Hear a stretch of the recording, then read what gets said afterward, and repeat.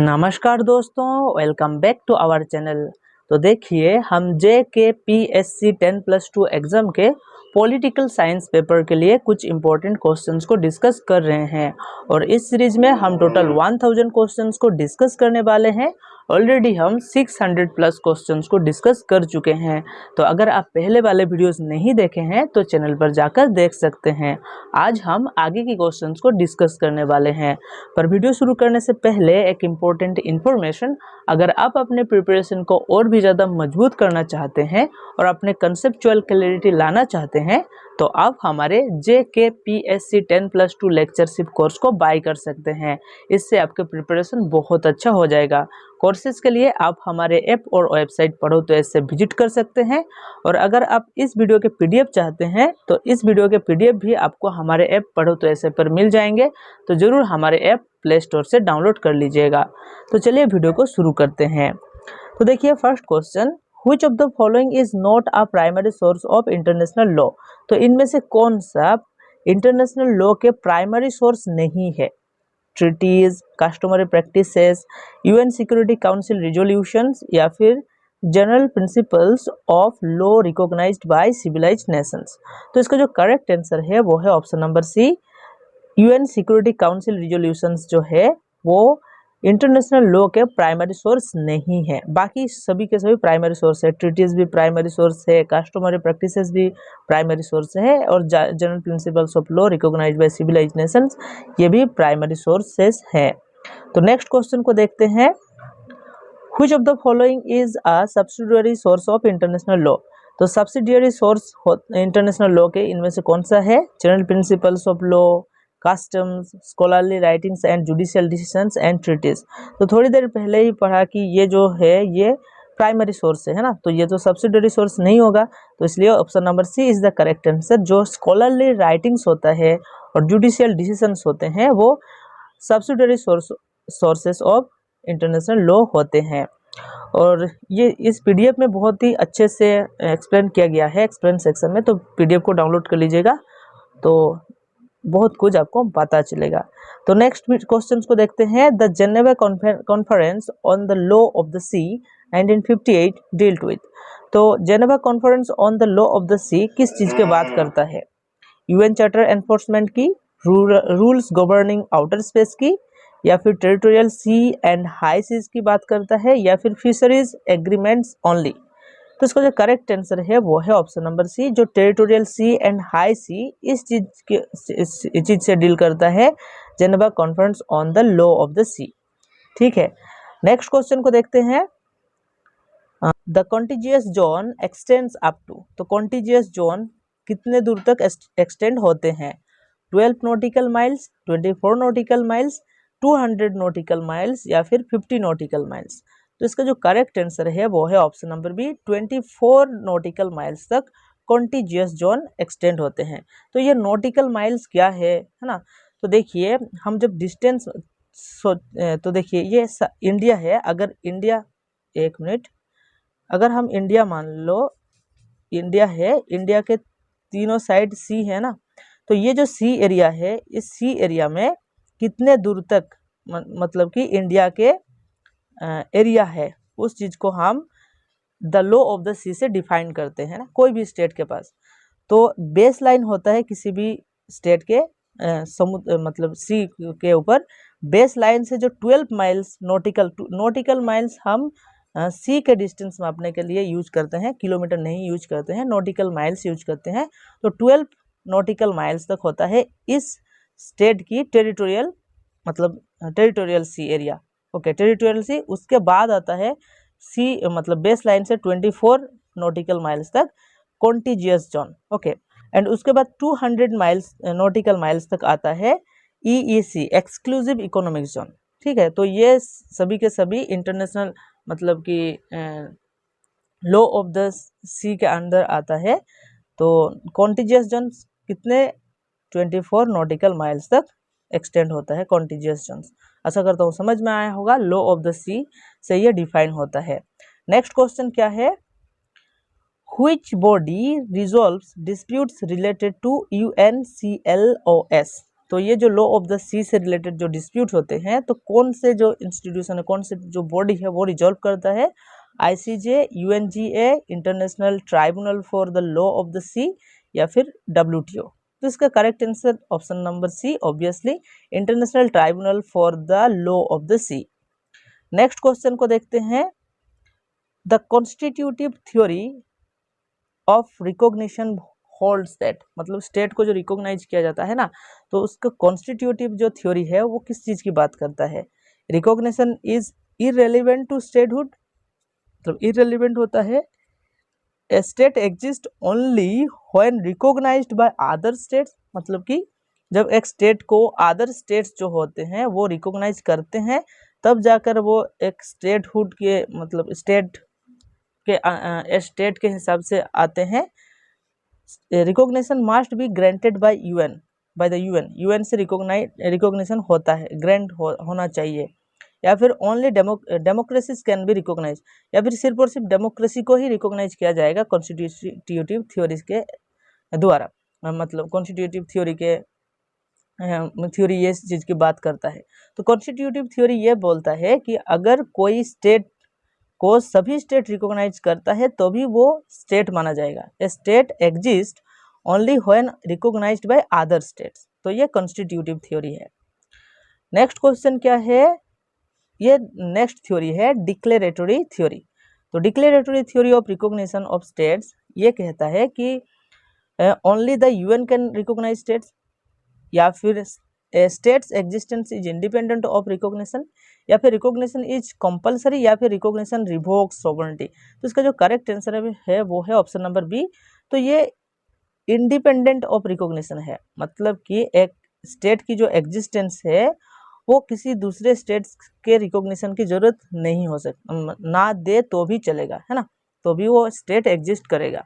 तो ये declaratory theory मानता है ऐसा स्टेट रिकॉग्निशन के, है ना। नेक्स्ट क्वेश्चन क्या है?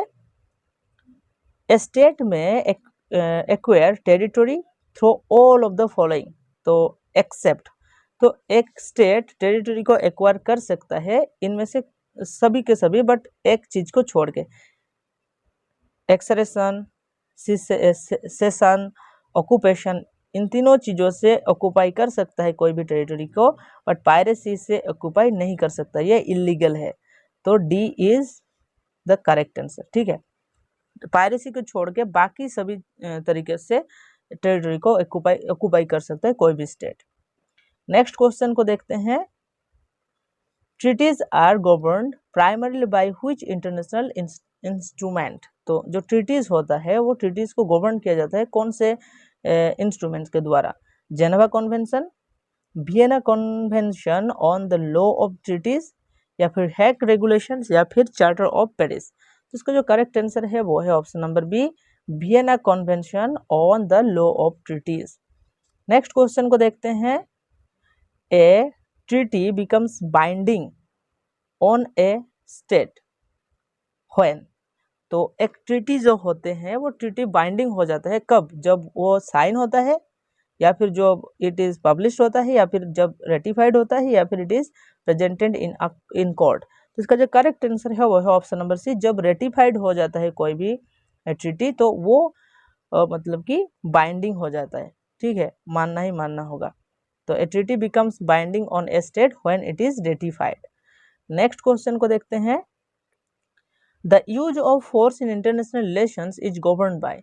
तो फोर्स, यूज ऑफ फोर्स को गवर्न किया जाता है यूएन चार्टर आर्टिकल 2 सब क्लोज 4, या फिर वियना कन्वेंशन, जेनेवा प्रोटोकॉल, या फिर रोम स्टैट्यूट। तो इसका जो करेक्ट आंसर है वो है ऑप्शन नंबर ए, यूएन चार्टर आर्टिकल 2 सब क्लोज 4 के अंदर क्या होता है, जो use of force international relations govern किया जाता है।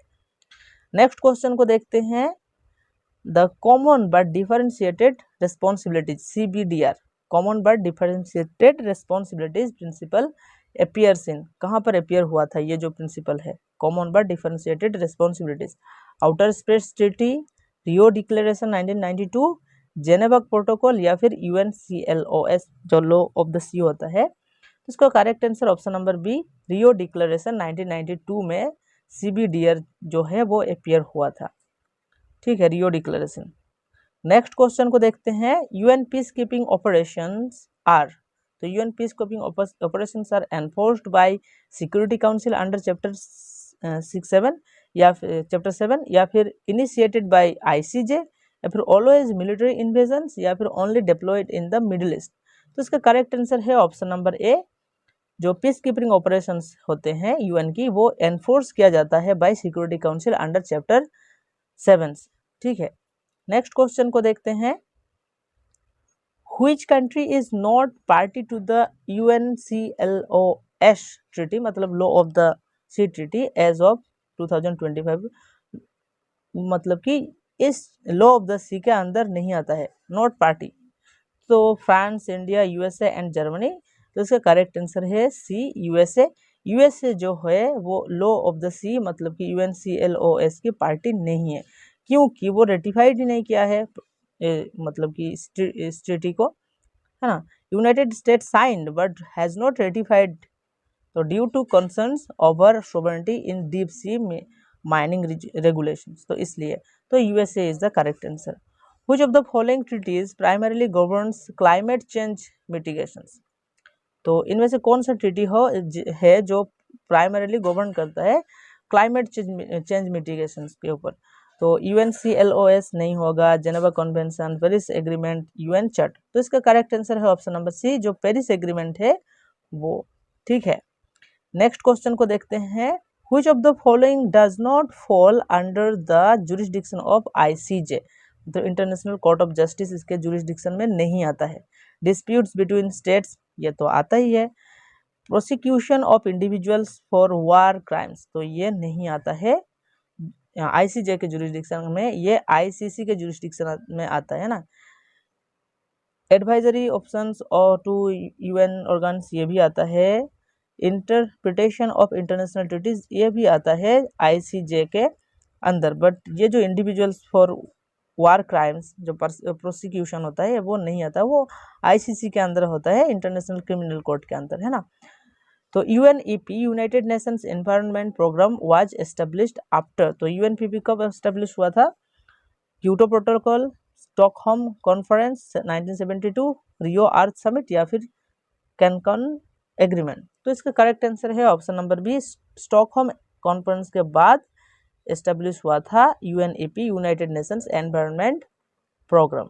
ठीक है, नेक्स्ट क्वेश्चन को देखते हैं, which of the following is often criticised by TWAIL as enforcing western dominance. तो TWAIL का मतलब होता है कि जो थर्ड वर्ल्ड अप्रोच ना, इंटरनेशनल लॉ के थर्ड वर्ल्ड अप्रोच, तो उसके तहत क्या कहा गया है कि क्रिटिसाइज किया जाता है ब्रेटन वुड्स इंस्टीट्यूशंस को, एशियन को, सार्क को, या फिर अफ्रीकन यूनियन को। तो इसका करेक्ट आंसर है option number A, Brayton would institutions. Brayton would institution में पता है ना आपको, जो मतलब कि IMF एस्टेब्लिश हुआ था, है ना, IMF, वर्ल्ड बैंक, है ना।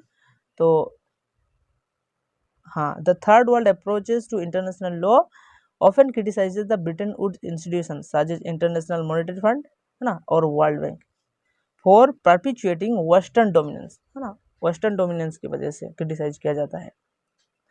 तो next question, which of the following countries is not party to the 1951 refugee convention. तो 1951 के जो रिफ्यूजी कन्वेंशन था उसके पार्टी नहीं है India, Germany, France and south Africa. तो इसका करेक्ट आंसर है ऑप्शन नंबर ए, इंडिया। तो इंडिया 1951 के जो रिफ्यूजी कन्वेंशन था उसके पार्टी नहीं है। ठीक है, नेक्स्ट क्वेश्चन क्या है, which UN agency is primarily responsible for refugee protection. तो रिफ्यूजी प्रोटेक्शन के लिए रिस्पॉन्सिबल इनमें से कौन सा है, UNDP, UNHCR, HRC and UNHCR, या फिर यूनेस्को। तो इसका करेक्ट आंसर है UNHCR, है ना, united nations high commissioner for refugees. Next question क्या है, consider the following statements about diplomatic immunity. तो डिप्लोमेटिक इम्यूनिटी से दिया हुआ है, it is codified in the Vienna convention on diplomatic relations 1961, इसके बारे में दिया हुआ है। या फिर diplomats are immune from all criminal proceedings, immunity can never be awaited, host states must protect mission premises. तो देखिए इसका जो करेक्ट आंसर है वो है ऑप्शन नंबर बी, जो immunity can never B waived, ये करेक्ट नहीं है ना, ये किया जा सकता है। तो 3 नहीं होगा, 1, 2 and 4 is the correct answer. Consider the following statements regarding international law. International law के रिलेटेड दिया हुआ है। International law regulates relations between sovereign states, बिल्कुल करेक्ट है। International law has no enforcement mechanism like domestic law. States are the primary subjects of international law. Individuals were not traditionally subjects but have increasingly gained recognition. तो इसके जो चारों के चारों option correct है ना, तो C is the correct answer. 1, 2, 3 and 4 चारों के चारों ऑप्शन करेक्ट है।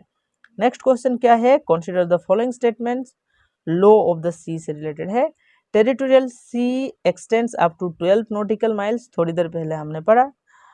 Innocent passage is allowed through territorial waters.